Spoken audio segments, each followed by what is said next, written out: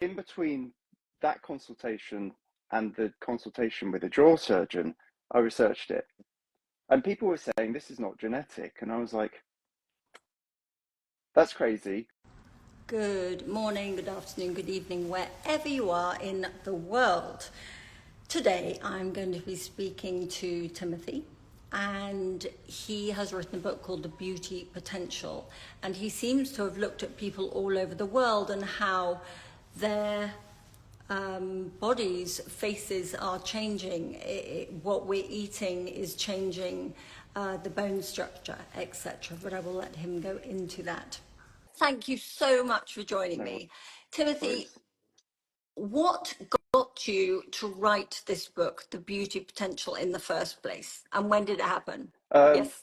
I I only found out about this because I went to a dentist and they said you're a candidate for jaw surgery, and I was 32, and they said, do you want to see a jaw surgeon? And I said, yeah, I'll see a jaw surgeon. And then I have a research. I was like, and I Which think is that? Is that the bottom? Is the that sorry, the no, bottom the top, going backwards? The top, the top going backwards. right? And in between that consultation and the consultation with a jaw surgeon, I researched it. And people were saying, this is not genetic. And I was like, that's crazy, because everyone knows it's genetic. But I'll hear what the jaw surgeon says. The truth will be, I had the consultation and he said, you mouth breathe as a child. And my mind was blown. I was like, this is a true expert, someone who knows this better than anyone in the world. And he's obviously sees patients every day. He understands exactly what's going on. And I walked out there and I was so annoyed that no one knows about this. And it really got to me, to the point where I started taking notes. If I become interested in something, sometimes I become a little bit too interested in something. At first, I was like, well, why didn't my parents tell me? And then the obvious answer is they didn't know either, because everyone thinks it's genetic. So I started digging and digging and digging. And I thought, there's no way that I can write a book on this because I don't have the credentials. It's not my field. And then after 2 years, I've done a lot of digging and I've done a lot of reading around the topic. There's still no book. And then I felt, I don't want to write a book. It will probably fail. And I've never written a book before. So, what are the chances of this being worthwhile? But every week that went past, I was like, oh, if someone had read what I've discovered, then it might help them and it might help their children. So then I felt an obligation to put my needs aside and to write this and hopefully help at least 10, 100 people. And what I found that's never been talked about is the link between health and beauty. So there are direct forces that shape beauty, and they are, I call it the beauty quadrant. It's mouth posture, it's how you eat, not necessarily what you eat, but how you eat. It's swallowing, and it's body posture. Now, if you're unhealthy and you follow the beauty quadrant, you're going to be beautiful. But the health quadrant, which is the indirect forces that impact the beauty quadrant, if you're unhealthy, you're far less likely to be able to maintain the beauty quadrant. So they're entwined in that sense. But in theory, you could be a very beautiful person that has a very bad diet, for example, and you don't exercise very much. But it's far less likely than if you're a super healthy person and you follow the beauty quadrant. So for me, I was obviously I was a mouth breather. I was inflamed a lot as a child, and if the health quadrant had been addressed, if the inflammation that caused blocked nose, mouth breathing had been removed, then I'd have been able to more closely follow the beauty quadrant, which I couldn't do. So are you saying you would have been better looking? Yeah, probably. Yeah, I think everyone. Yeah, everyone who's able to maintain the beauty quadrant will be better looking, That and is everyone who's absolutely fascinating. yeah, and everyone someone who's very healthy is more able to maintain the beauty quadrant. But that doesn't mean that all healthy people can. If you have super health but you keep your mouth open, you're going to lose beauty. If you don't swallow correctly, you're going to lose beauty. So the fact that I clench my teeth at night because I once saw a woman at a fuel station, a Tesco's fuel station in England, Oh, I know and Tesco. her husband was filling up the fuel and she was in the passenger seat asleep like this. Yeah, that's And bad. I said to my husband, don't you ever let me do that. Now that And I sleep with my tightly my jaw closed because I'm terrified of doing that. yeah, yeah, and a lot of people sleep with their mouths Mm, open. It took mm, me mm. at 32, 33 when I discovered. It took me 6 months to be able to, and I was consciously when I go to sleep, keep your mouth shut. If I wake up, is my mouth shut? It took me 6 months to learn how to do it. But you But did it, and your 30s. yeah, I mean, yeah, it's possible. But it's especially if you have a very young child, it's hard to get them to Mm, close their mouth. But it's mm, imperative that you do. right. These are go That on. is that is so interesting because we will say he's a mouth breather if we're somewhere, and we will David and I will both say he's a mouth breather. Um, so right, so you can train your children, but it's very difficult. What about you were saying it wasn't necessarily? Were you saying it isn't how you eat? How you eat It's what you eat. and what you eat are two different things. So how you eat is a direct force. So it's a beauty quadrant force. How you eat is how you get food into your mouth, how much you chew, and how tough it is. Now that could be any food. It doesn't have to be healthy food. If you can fulfill that aspect of the beauty quadrant, then your masseter muscles are going to be bigger because you're chewing a lot, which means that your face is going to be better developed. But what you eat and how you eat, they're very interrelated Yeah, because it's food, right? yeah. So what you eat is important as a health quadrant principle, indirect, is because if it causes inflammation, then you have a blocked nose, then you open your mouth and you learn to swallow wrong. So it's you should fix both of them. They're both super important. And presumably, then, if you give a child in a high chair a steak rather than tiny bits of cut up steak, that is going to Yeah, be better. better. And especially if you don't give them a fork or a spoon. If they're picking it up and they're tearing it, then in the upper in your palate there are it's part of the maxilla. There are sutures, there are lines, and the younger you are, then the more supple these lines are. When you pull these lines apart, that's where bone grows. So the more you can pull the bones apart, the more bone growth occurs, the more forward growth you get of the face, the more beautiful you'll be. So how you eat is using your hands and pulling, tugging it, Mm-hmm. and Mm-hmm. and then it's chewing it a lot evenly around the mouth. And Yeah. most people give their kids pureed food on a spoon, which Mm. has Or up tiny cut up yeah, or pieces. tiny cut up pieces. I mean, we're designed to break down tough food. That's the hunter gatherer way. You hunt, you get a big chunk, you bite in, and then you pull it away, and then you chew it a lot because that's human nature. That's the way it should be. Mm. Mm. Oh, look, Sharon, I don't think manners have got anything to do about the way your bone Yes, structure is. I've been I've I've Oh been no, asked but you were saying sit ups. You were saying sitting up straight, and that's sitting kind of manners. sitting up straight is kind of manners, yes, but table manners are not included in my book because they're not relevant to how beautiful you become.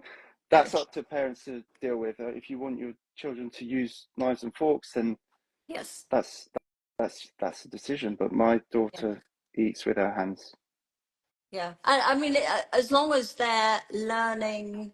I mean, how long? What period of time is this growth? 15 years.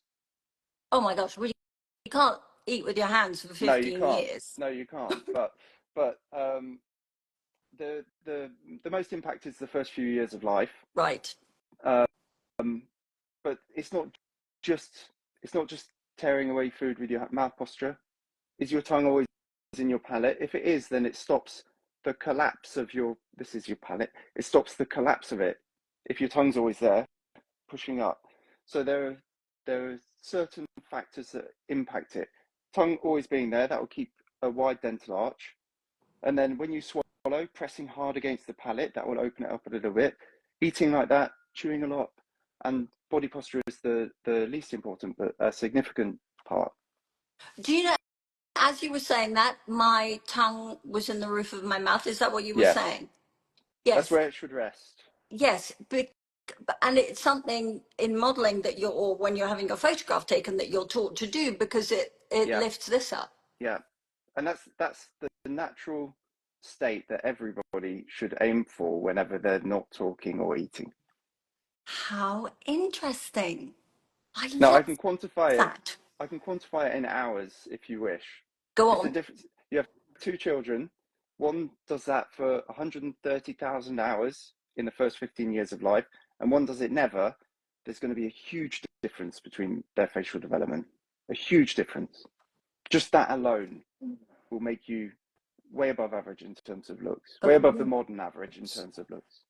Um, you thought that your I can't remember what you call it, but you said the top Maxilla, was recessed. yeah, So that means it was inside your bottom yeah, it's very, very slightly, yeah. teeth. Now, you thought that was genetics, but did your parents have that? No, So you thought you got it prior to, from like a throwback? I didn't think too deeply about it until I was told, but I just assumed, broadly speaking, genetics are the reason why we look the way Mm, we look. But it's mm. not entirely true. Genetics define features. You have blue eyes, I have green eyes, that's genetic. They don't define proportions. Proportions are defined by all the things we do in the first 15 years of life. So if you take two 6-month-old toddlers, they will have different features, but their facial proportions will be so similar. And if you look at every successful model, their facial proportions are so similar. Their bone structure is so similar. It's by not doing the things that we should be doing that some of us are punished and some of us are rewarded. That's a pretty, yes, Yeah, nature's a brutal. way of, Nature's yeah. brutal, and that's the problem. You can't cheat. There's I wish everyone wishes there was a cheat, but if you have 130,000 hours of not having your tongue in your palate, nature's gonna nature's gonna be a bit Yeah. mean. If you don't chew 16 million times in that 15 years, nature and you only chew 1.6 million times, 10%, nature's going to be mean. It's it's not I'm not promoting something that's nice. I'm just saying the science says Mm. the harsh reality is if you can't maintain the beauty quadrant, if you have poor mouth posture, if you don't eat or chew properly, if you don't swallow correctly 2.7 million times in that first 15 years hard against the palate, and if you have poor body posture, people are going to notice. You're going to notice. Mm. And it's not fair, maybe, and it's not right, especially when some people are chronically inflamed like I was. But that's just reality, and reality is sometimes difficult. Right. What else can people do then? So we've got to try and stop mouth Stop mouth breathing, which breathing. you trained yourself in 6 months. Yeah, when I was sleeping, yeah, 6 months it took. Okay. Were you a mouth breather? It's never too late, Sharon. Don't say that. Um, were you a mouth breather during the day? As a child, yeah, definitely. Right.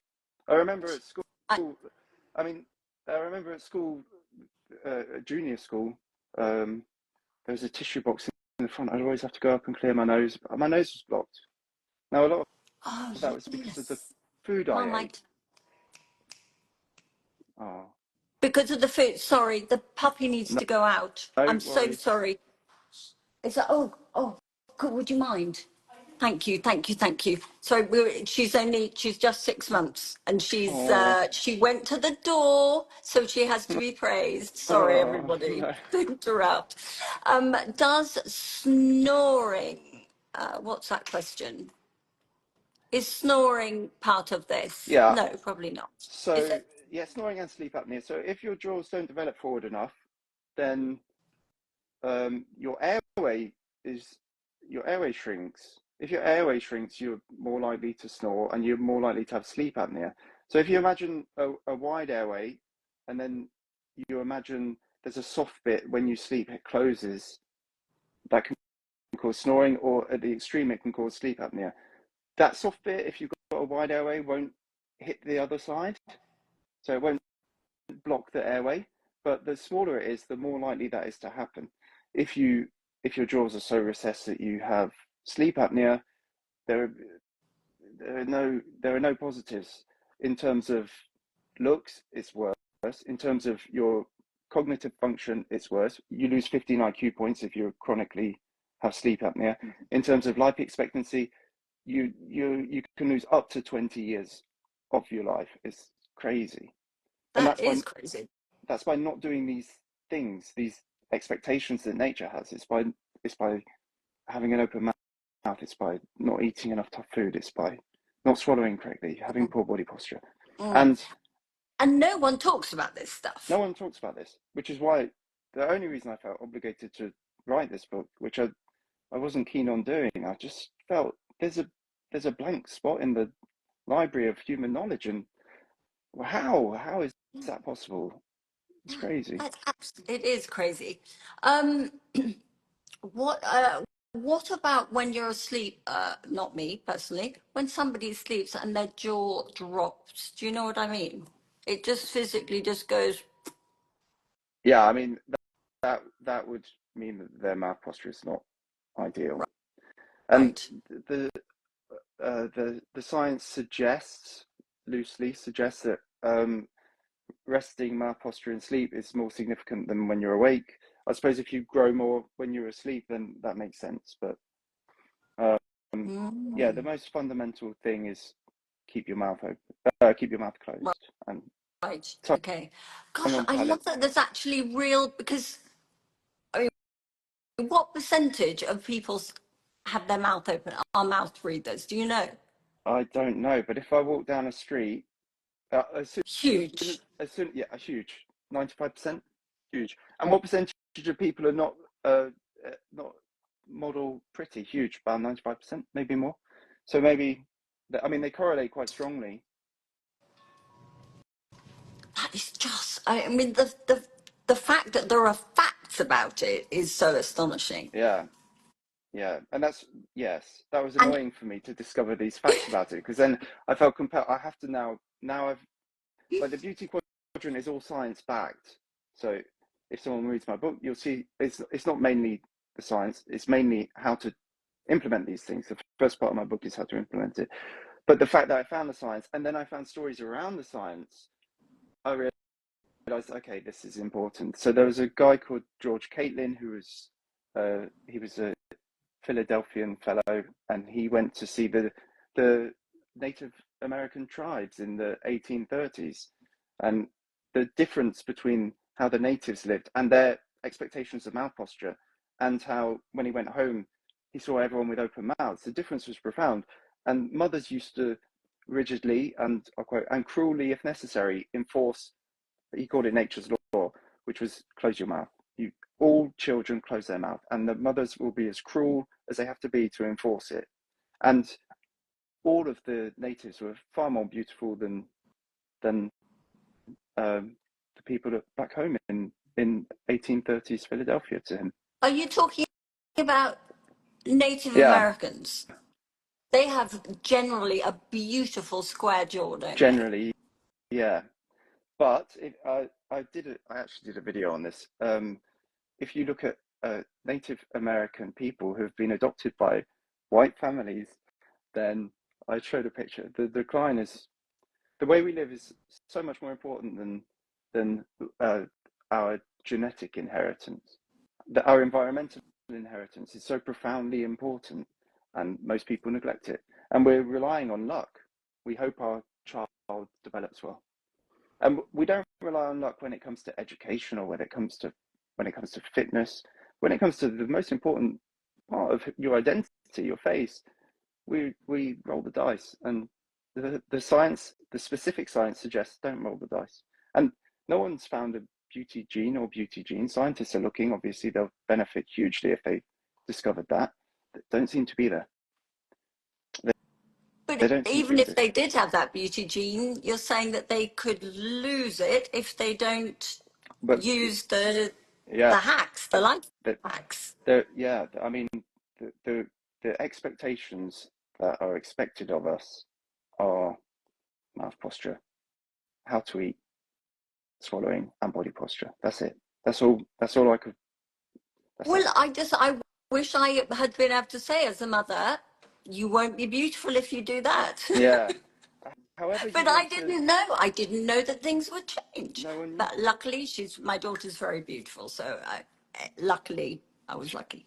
But Yeah. so interesting. It is interesting. And the other aspect to it is if you are likely to be inflamed, like I was, then the other things are how you breathe, specifically low volume nasal breathing, what you eat, the diet, exercise, and vitamin D. They play a role. So if they're all strong, then you're far more likely to be able to maintain a beauty quadrant.